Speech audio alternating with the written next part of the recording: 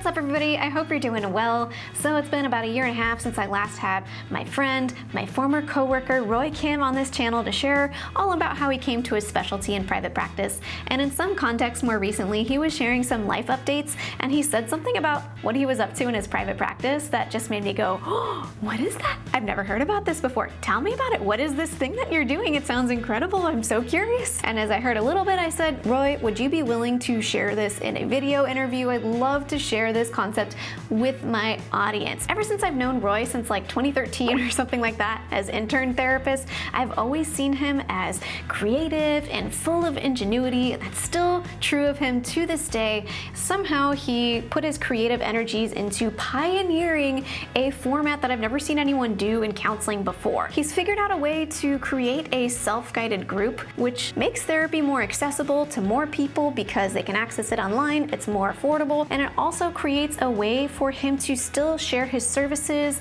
when his practice is full, which is a good problem to have, but we want to make sure that people can still access his services as well. So I'm so happy and excited that Roy was willing to share how he went about doing this. In this video, he's going to discuss not only how he made this happen, but also the struggles that he went through and the hardship that he had to overcome in order to make this happen. Without further ado, we're going to dive into this interview with Roy Kim, where he shares how he made therapy more accessible by creating a self-guided group. Well, Roy, thank you for coming back again to share more of your wisdom, expertise. I feel like you just have so many things going on that I could just have you on like 5 more times and we'd still have more stuff to talk about. We'll get into what we're talking about today in a second, but for anyone who doesn't know who you are, I wonder if you'd just be willing to say a little bit about who you are, what you're about. Thanks, Marie. Yeah, it's really good to be back. I am a licensed MFT in Southern California. I am Korean American,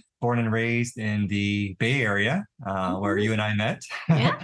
Before I was a therapist, I was a pastor. I transitioned into clinical work back in 2009 and haven't looked back. I really love doing clinical work. I specialize in sexual addiction treatment, as well as infidelity trauma treatment, with a heavy emphasis for both on group therapy. Thank you, Roy. And I mean, I feel like you only just touched the surface about yourself in just a moment, but like people watching hopefully are grasping that you have like so many different hats that you wear. You have like, I forget, 3 or more podcasts and yeah, 3 podcasts, one more active than the others, but sure.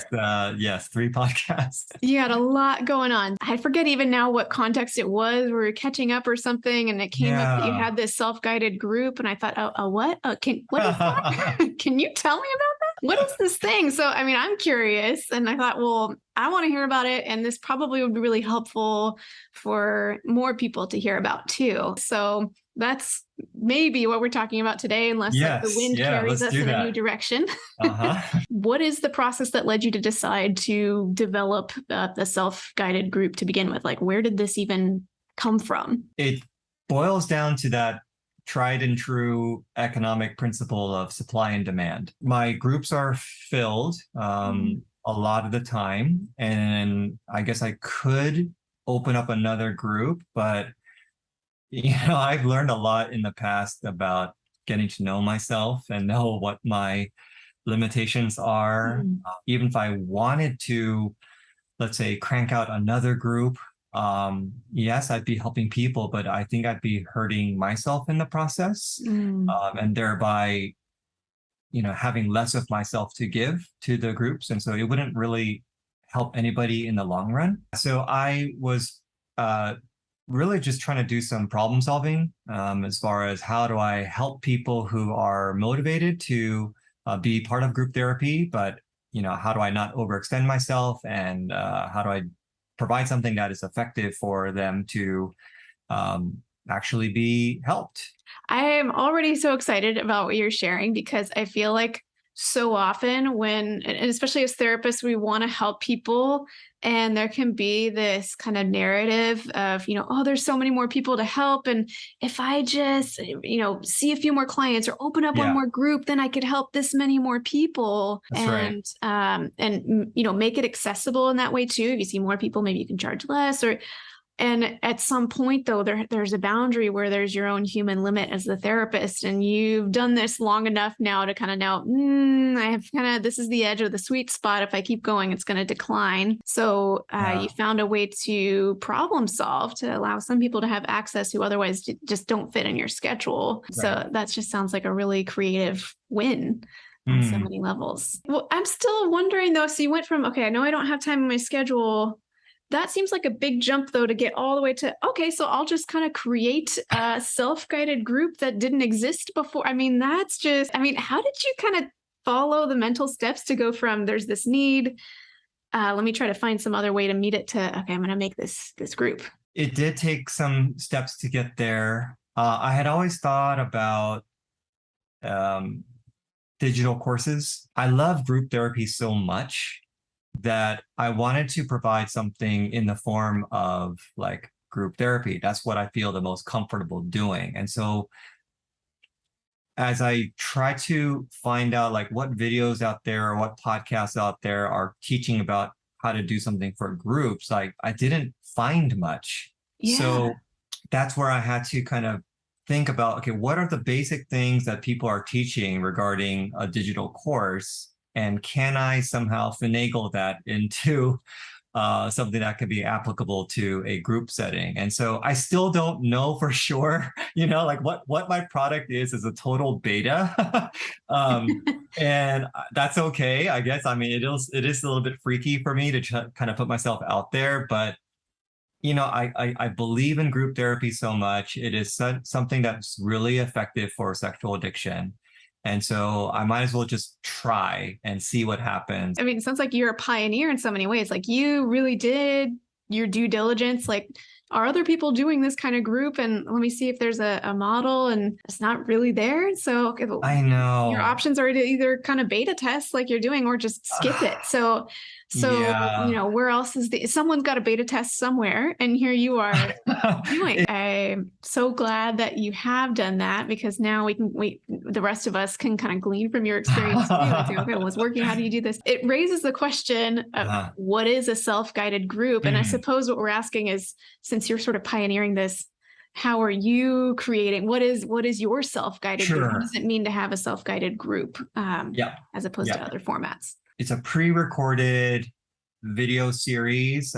In my series, I have 16 short videos. So a pre-recorded video series to be watched by a group that has already formed. And that's the tricky part. That's where I think there are some limitations as to how many people I can reach with this. The video series that I created, it is not for solo people out there. This is not for lone rangers. This is really for a group setting. I'm basically serving as a virtual guide that they can watch together, and then they stop the video, and then now they're kind of off to the races doing what I prescribed them to do during that video series. They are taking all the initiative. They are supplying their own motivation. They're supplying the people. I'm just giving them the guidance. So that's kind of how I conceptualize what the self-guided group is. That totally makes sense. I mean, that there's clearly a trade-off of like, you're not there hands-on kind of facilitating everything. And that's kind of the nature of creating something that is sort of evergreen, passive type of thing versus, showing up into the therapy room with you. Right. But for those who are motivated, already have kind of a group form, or maybe they can go gather a group in time. Yeah, right. You're creating the structure for folks to follow. That kind of leads to the next question I'm wondering about. I'm already seeing some of the answers because they're so apparent, but like, what are the benefits of having a self-guided group? And I mean, one clear one is people who wanted to see you, but you're full, or the schedule doesn't line up, they can still access your services specifically. But what other sorts of benefits do you see from having a self-guided group so far? It's reach. It's a therapist's reach beyond what their physical hours are. I would also say cost. They're paying for the 16 videos. So, they're meeting 16 times as a group. If they were to meet with me 16 times, it would be much, much more expensive for them. And you mentioned one of the benefits being the accessibility of your self-guided group. And I know when we were talking offline about this before, that was something that you were really emphasizing. So I could see so many benefits. I mean, we could talk about like passive income and all of this other stuff, but the piece that you were really invested in prioritizing was that accessibility component. And so I'm just really curious to hear about that. Like, what is it about that how has that become important to you? Why is that a value of yours? Sure. There aren't a lot of therapists out there who do specialize in sexual addiction. And then even within sexual addiction, group therapy is another subspecialty. So when someone is wanting to join my group therapy and I can't provide them that for them, it's difficult for me to say, hey, go on to Psychology Today and just do a quick search filter and you can find 24 people who offer this. That's not the case. There are a limited amount of people who offer group therapy within sexual addiction treatment. Group therapy, I mentioned this earlier, is such a helpful part of an addict's recovery process. So I believe any way that I can contribute to the solution for that, I feel is a real fulfilling thing for me. And, you mentioned just a little while ago about passive income. I'm a firm believer in passive income. And if I can do that while serving the community, then I'll be super happy. Yeah, I love that perspective. It is kind of this intersection where everybody gets to win, right? This you're aware of where your human limits are. We all have those limits somewhere. And so you're abiding by those so that you can provide the best care that you can within those limits, but you also care so much for all the people who would benefit from your services and maybe they can't because you're full and all that. So you're providing a means for folks to access that. It's also more affordable than if they're meeting with you live. More affordable. Probably, I imagine significantly so. And yes, passive income is also a good thing. And so there's sort of this kind of ecosystem where everyone's getting to benefit. I mean, that kind of leads to another question, which is, and you kind of touch on this a little bit, but actually, I'm just wondering, how did you go about figuring out how to develop a self-guided group, which not only had you never done before, but nobody's ever done before? How did you maybe scrappily get the tools together, put the thing together? That just sounds really hard. It's a long, painstaking process, and I put it off so many times, and I'll explain that a little bit later. But there are a lot of good courses out there about digital courses. I may have purchased one or two of them, and I just watched them and rewatched them again because I didn't really know how to easily transition the ideas from a regular digital course to something that focused on the groups. I just opened up a Google Doc, started to think about the groups that I run face-to-face. I think about some of the best parts of it, like what works, what are the things that I teach regularly in the group meetings, what are some of the things that I potentially could replicate through a video 2 to 5 minute lesson. Can I use the video in creative ways? I can point the camera to my Lego figurines. I think I told you that I really like using my Lego figurines to do some, it's almost like sand tray, but without the sand. Yeah, but, Lego sand tray. Yeah, you use the figurines to position the characters of your life in such a way that explains the situation and potentially looks at options. And it really dives into emotions as well, because you're looking at something as opposed to just talking about something, right? So those are the basic bones of how I did it. There's clearly this kind of creative unfolding that happened for you. It was you're creating something from nothing. And you're using your different skill sets. Some of it is on how to organize stuff on Google Docs. How do I organize the stuff that I'm normally doing in the groups? But you're also pulling in your own kind of your interests, stuff that you could speak on. I'm going to use Legos, because I understand Legos. Right? As you described it, I think, oh, that sounds so engaging too. And to take something that's so heavy and use Legos to teach about it. I mean, there's just a whole creative process. And of course, now you're sharing about it mostly in retrospect, and it sounds so nice. And I'm also feeling the sense of like, while you were in this, there must have just been so many kind of roadblocks, and I thought this would work, but now I don't know what to do. And so it wasn't just this natural, and like, and now I'm going to use Legos, and now I'm going to record the screen record. And so I'm kind of curious to hear about that part, because I can imagine the voices of people watching this now and say, oh yeah, Roy figured out how to put his creative juices together and like made this awesome thing. And all of that is true. But I think it's helpful to also hear too, like, what was it actually like while you were in the middle of trying to get it going? The execution of the ideas probably took a week, maybe 2 weeks at most. To get to the point of starting the execution probably took 2 years. Ooh. Oh my goodness. Postponement after postponement. Like I put it into my calendar. Yeah, start working on it. Like, oh, that's a good idea. And I look at it. I'm like, washing the dishes sounds like a good idea right now. Yeah, super fun. Yeah. Cleaning the toilet sounds really fun right now. Anything other than starting it. I finally got to a point where I said, I cannot believe I've been mulling this over for this long. I just gotta do something. I'm turning people away, and I don't know how else to do it. Yeah, it was tough. The tech part was really difficult. I'm camera shy. The video stuff was tough. Sexual addiction is taboo. So let's say I put this onto social media, like, hey guys, I came up with this video series for sexual addiction. You're not going to get a lot of shares, right? Because we're talking about sexual addiction, right? There were a lot of hurdles and obstacles. It was discouraging. That's why it took 2 years. And even during the 2 weeks of trying to execute it, there were a lot of hurdles and problem solving afterwards as well. Payment gateways and all that kind of stuff. Like, oh, I don't understand what Stripe is doing. And, so it was difficult and still is difficult, but I still think it's worth it. I still think to be able to do something like this that potentially can generate passive income while serving the community is definitely a worthwhile endeavor.